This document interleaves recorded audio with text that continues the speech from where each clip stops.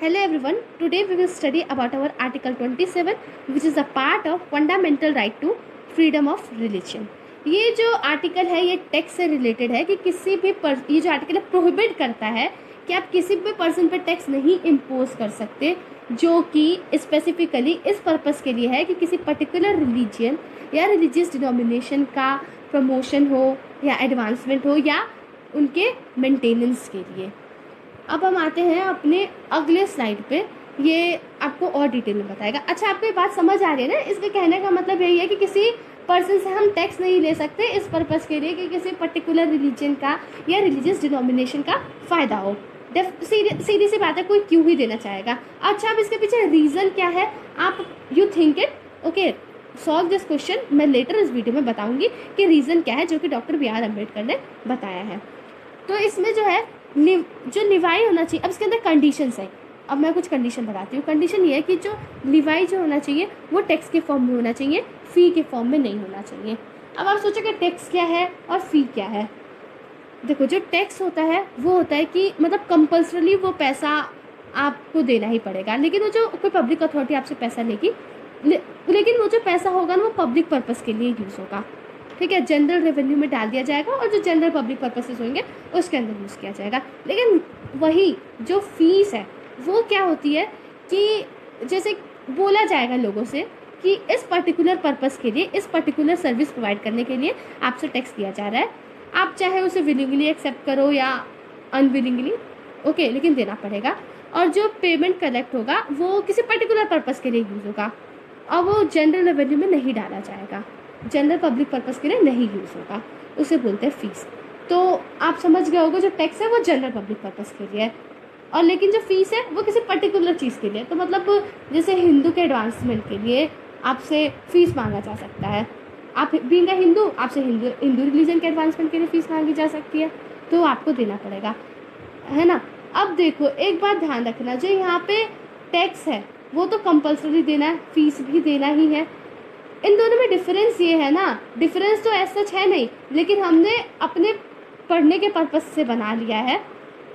अब लेकिन ध्यान रखना, ये जो आर्टिकल है ना फीस के अगेंस्ट प्रोटेक्शन नहीं देता है आपको, ये सिर्फ टैक्स के अगेंस्ट प्रोटेक्शन देता है। मतलब आपसे टैक्स नहीं लिया जा सकता। मैंने पहली कंडीशन बताई थी, अब ध्यान आ रहा है कि लिवाई जो होना चाहिए टैक्स होना चाहिए, फ़ी नहीं होना चाहिए। फ़ी के अगेंस्ट प्रोटेक्शन नहीं है। अब आते हैं अपने अगले स्लाइड पे और जानते हैं दूसरा कंडीशन क्या है कि जो टैक्स है ना वो किस पर्पस के लिए लिया जाए स्पेसिफिकली, कि आप किसी पर्टिकुलर रिलीजन का या रिलीजियस डिनोमिनेशन के प्रमोशन के लिए या उनके एक्सपेंसेस कवर करने के लिए टैक्स दे रहे हो। ध्यान रखना, टैक्स पर्टिकुलरली किस पर्पस के लिए है? किसी और रिलीजन के एडवांसमेंट प्रमोशन के लिए है या किसी रिलीजियस डिनोमिनेशन के। अब देखो, हमारा जो स्टेट है वो सेकुलर स्टेट है। जो मैंने आपसे क्वेश्चन पूछा था ना शुरुआत में, मैं यहीं पे से आंसर कर रही हूँ। इसमें ये कहा गया है कि जो हमारा स्टेट है वो एक सेकुलर स्टेट है और फ्रीडम ऑफ रिलीजन सबके पास गारंटीड है। तो मैं कैसे किसी और रिलीजन के एडवांसमेंट के लिए किसी दूसरे रिलीजन वाले पर्सन से टैक्स ले सकती हूँ? बिल्कुल नहीं ले सकती। ये जो हमारी पॉलिसी है ना कॉन्स्टिट्यूशन की, उसके अगेंस्ट है।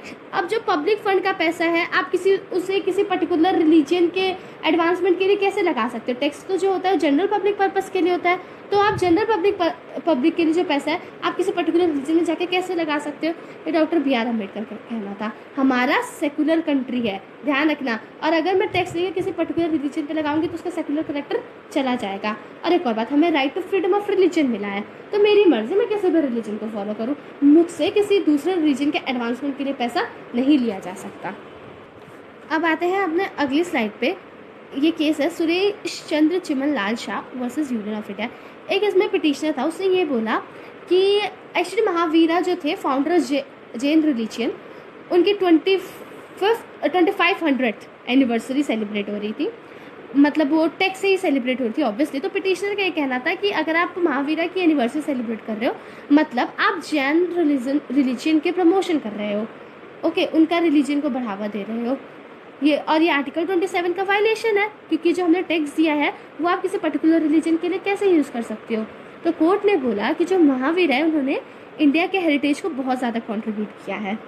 ठीक है। और ये जो किस पर्पज से किया गया था, जैन रिलीजन के बढ़ावा देने के पर्पज से नहीं किया गया था, लेकिन इस पर्पज से के लिए किया गया था कि जो यंगर जनरेशन है उनको किंडल किया जा सके, उनके आइडियल्स, एकेडमिक पर्पस के लिए था, ठीक है, इंटरनेशनल अंडरस्टैंडिंग हो, और इसके अंदर रिलीजियस राइट्स वगैरह और सेरेमनीज ये कुछ इन्वॉल्व ही नहीं था।